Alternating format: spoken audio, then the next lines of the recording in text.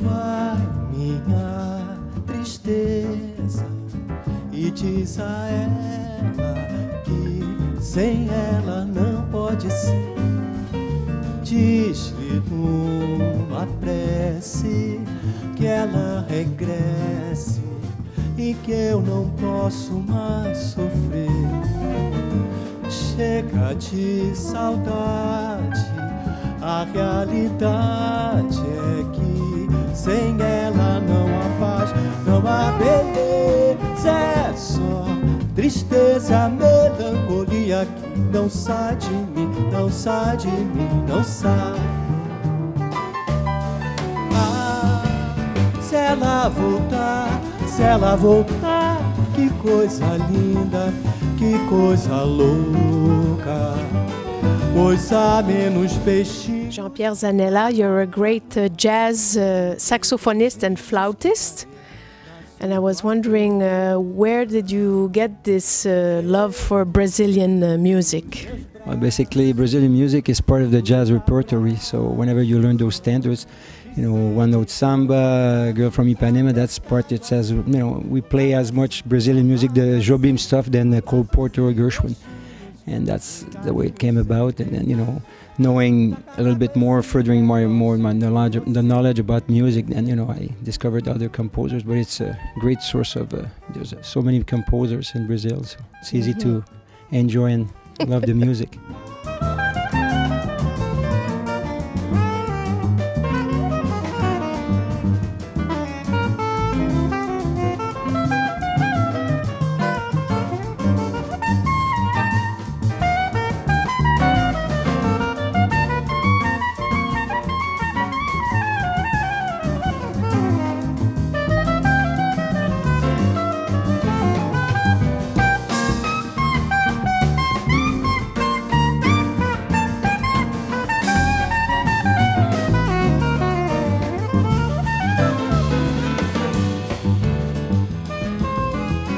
Se ela voltar, que coisa linda, que coisa louca, coisa menos peixinhos a nadar no mar do que os peixinhos. And Jean-Pierre, how did you meet Zé and Marcos? Well, Marcos and I, we go back 22 years, and that's more about the same time. Like Marcos came up to do the Jazz Fest in '92, and then ever since we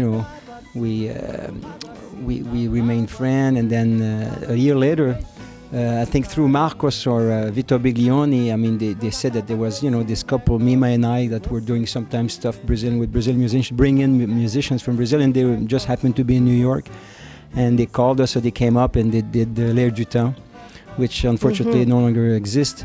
And that was the 1993, and we just, you know, we just kept that thing going for, you know, ever since. And it just keeps, you know, growing, and it's always a pleasure to have these guys up here. You know, Zed, last time was '96, so it's been 18 years. Really? It was overdue, you know. I guess. He had to come.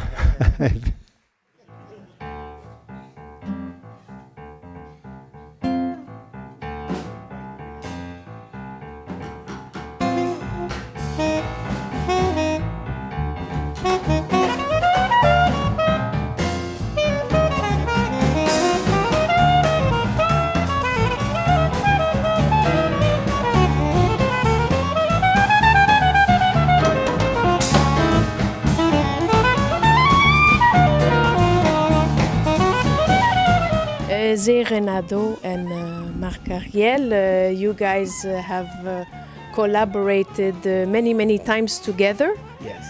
And you had projects together, so I was wondering how come you always come back together and do stuff together?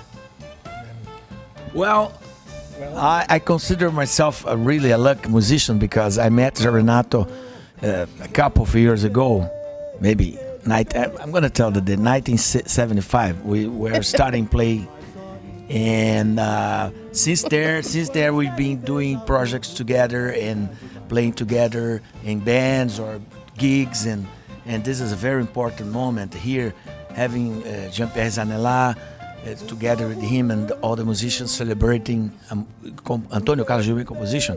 And Zé Renato knows, is an expert in Tom Jobim composition, so it's perfect. Do you agree with that?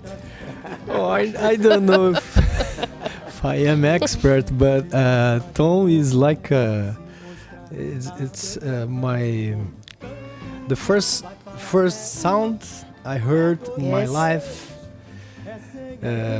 was a Brazilian music, the classical Brazilian composers, artists, that include Jobim. Jobim is a very good reference.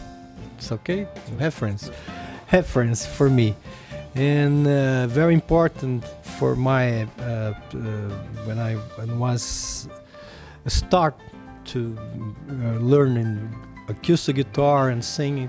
The composition, the Jobim's compositions for me is very was and still very important.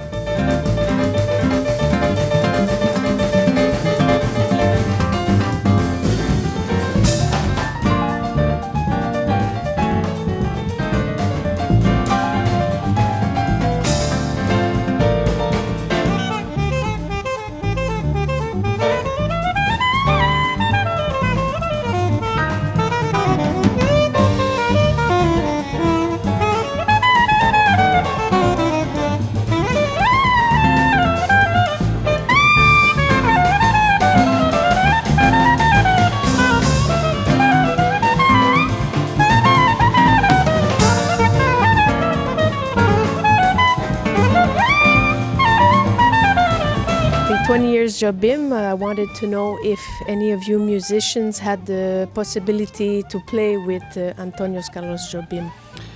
I played with Tom 3 times. Antonio Carlos Jobim. Oh, they know more.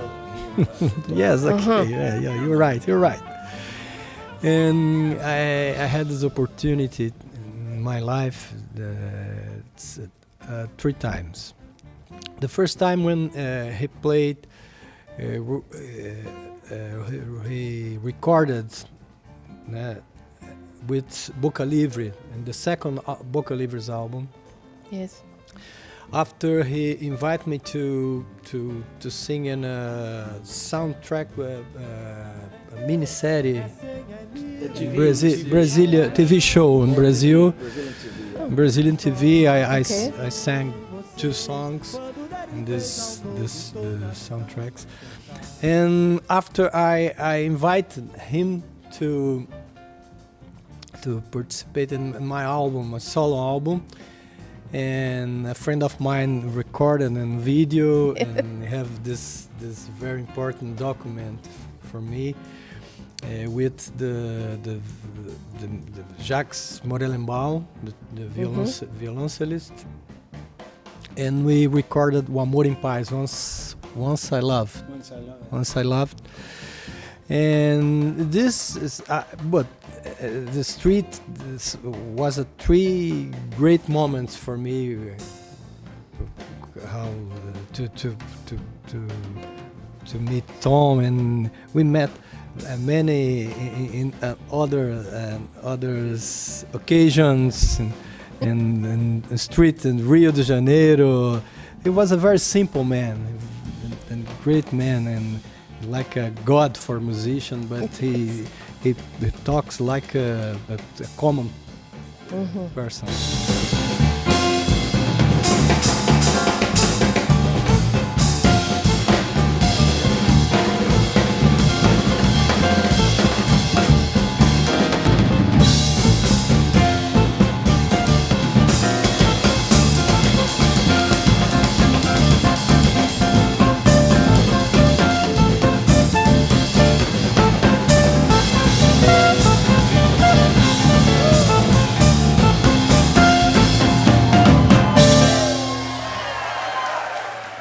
Marcos, did you have the chance of playing with him?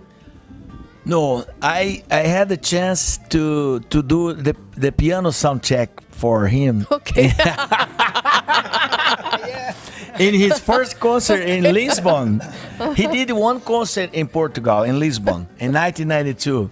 And I was there doing a gig. Okay. And 2 years before he died, in 1992, yeah. Okay. In Lisbon. And then the producer guy called me, Marcos, Jobim is a little tired because they've been touring. Can you do the sound check at the Mosteiro de Jerônimos in a beautiful Steinway? And we have a limo to pick you up. I'm in. I'm going now. Count me in. No, and then we had the chance to hang in the, backstage, and we stayed like a couple of days in Lisbon, talking to him, having dinner, and then I used to meet him in Rio de Janeiro also. He used to hang in Rio in the bars, in Ipanema.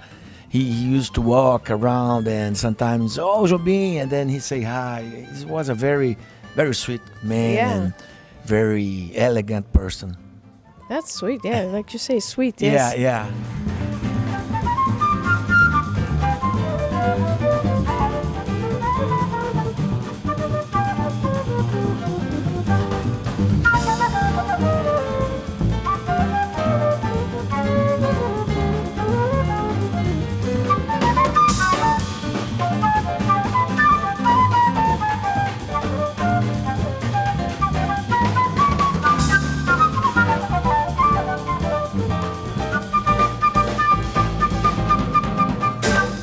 Three composers, the three of you compose music. Have you ever been inspired by Jobim's music to write a song? Me, definitely. I have a couple of compositions, Bossa Love, Ask the Bossa, and Bridge to Love. I have some Bossa Nova style composition, and Jobim has such incredible melody and harmony and amazing. So we got really inspiration and influence by him, by his music.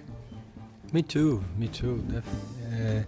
I think all the musicians in the planet have in his life touch of Jobim. Yes, a touch of Jobim. Yes, yes.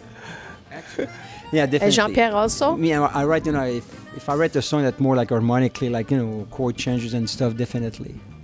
It doesn't have to be like a Brazilian songs per se, but I mean, he established like a harmonic pattern that I think to this day it's there. I mean, it influences everybody and these are, melodies and harmony and even though, you say, oh, he's going to do this and then he goes somewhere else, he always surprises you with, harmonically, okay, he's going to go right now, he goes left. So he's an amazing composer who wrote also a lot of more classical songs, great waltz. He wrote like Louisa and, a lot of tunes that are not necessarily bossa nova. Towards the end of his career, as a matter of fact, I think he was he was in a different mode also music.